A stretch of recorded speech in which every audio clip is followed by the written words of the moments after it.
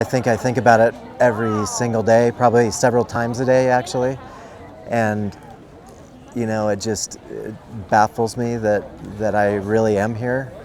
I don't know at times why I'm here, but I'm just so grateful. I'm grateful to God and grateful that He wasn't quite done with me here on earth, and that I can enjoy my kids during these real real exciting years of their lives.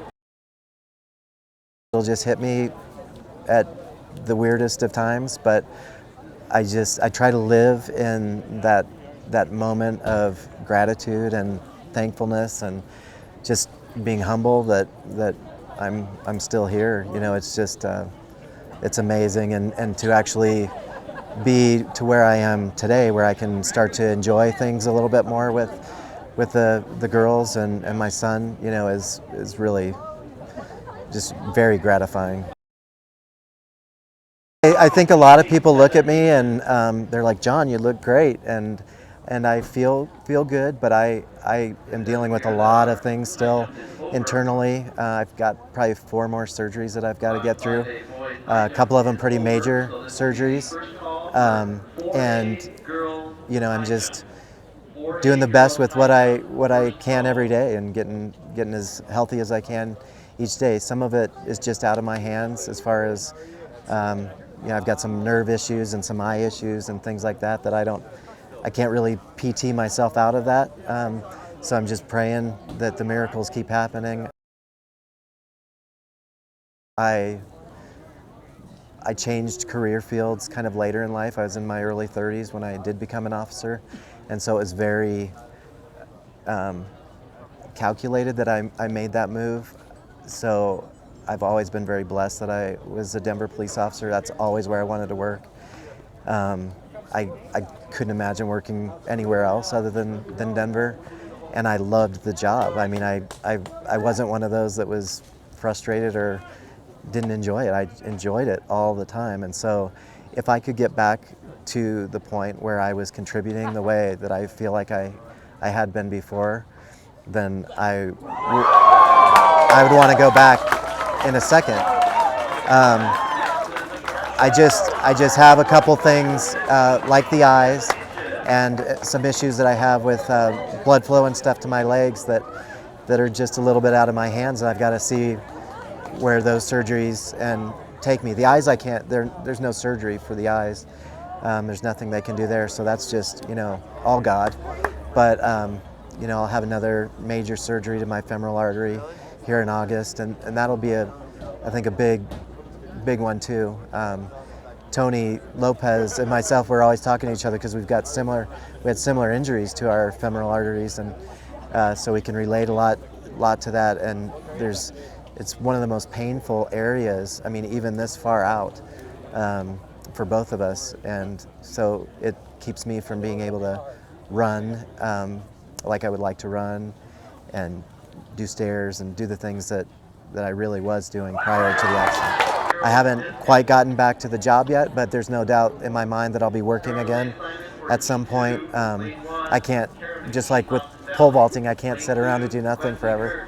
So I've got lots of little projects that I'm doing personally, and the goal for me is to give back. I mean, we've been so blessed by the community, by the department, by the city of Denver. I mean, I couldn't ask for any better treatment, and I just feel like I've got to pay it forward. I got to give some of this back. For years before I even started having children, I wanted to be a police officer. My wife, at the time when we got married about 19 years ago, didn't want to have anything to do with that, and she didn't want to get that call. That was her concern, is getting that call or having officers show up to her house and say, "Hey, your husband's not coming home." And she's always really had this feeling like she was going to deal with that at some point, and obviously she did to a certain extent. The good news is I came home, but the bottom line is I always wanted to serve my community. I always wanted to give back, and I've truly enjoyed every minute of that. I don't know exactly what happened that day. I don't remember any of it. I've seen the videos. That's the only reason I believe that what's happened happened, is seeing it myself. But uh, I I wish nothing for but the best for Mr. Booker. I hope that he can take this experience and grow as a person and get his life back on track where he wants it to be. I don't hold any animosity against him. Um, I wish it didn't happen, and I wish that he hadn't been driving that day. But I, I truly do. My faith kind of leads me to believing that this was planned way before my existence, and so I'm more worried about what my purpose is going forward than what's happened up to this point, if that makes sense. I didn't know what had happened, so my mind was just making up all these crazy stories.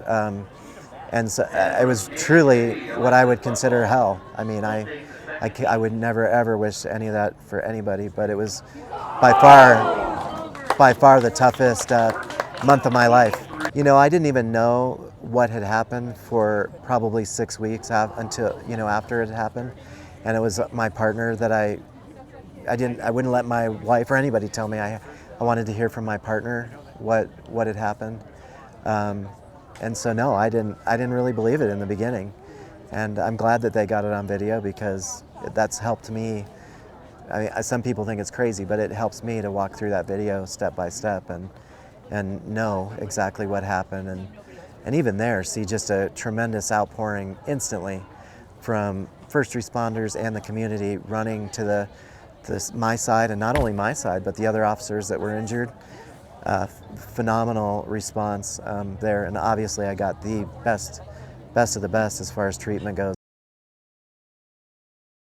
and that your life is completely changed forever, but not being willing to let that be the end, and not settle for that even being okay.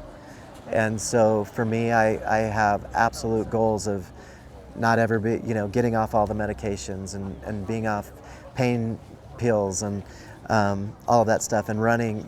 We're doing another 5K this year, and this one will help Tony hopefully, and I want to be able to run that full 5K. I don't know if it'll happen this year, but like those are the dreams and aspirations that I have.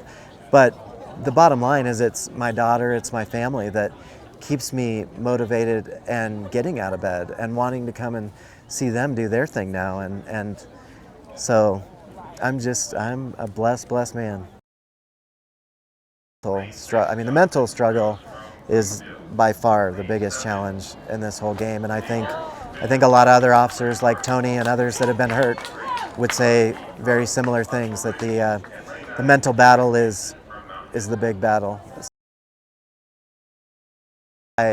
It was really difficult initially for me to even understand that there was support versus negativity towards me. I did deal with a lot of issues while I was in ICU, and my mind wasn't working in a positive way at that point. I thought that some bad things had happened that got me to where I was, and so coming out of that and getting to the point where I started really understanding what the community was doing for me, and the prayers and the support and the outpouring of just love that my family and I received was, absolutely overwhelming. And as a police officer, you just don't, unfortunately, get to see that side as much. We deal with a very small percentage of individuals that are making bad decisions, and so it's really nice to see that the majority of the community really are on board and are supportive of the police, and the majority of our police do a phenomenal job every day.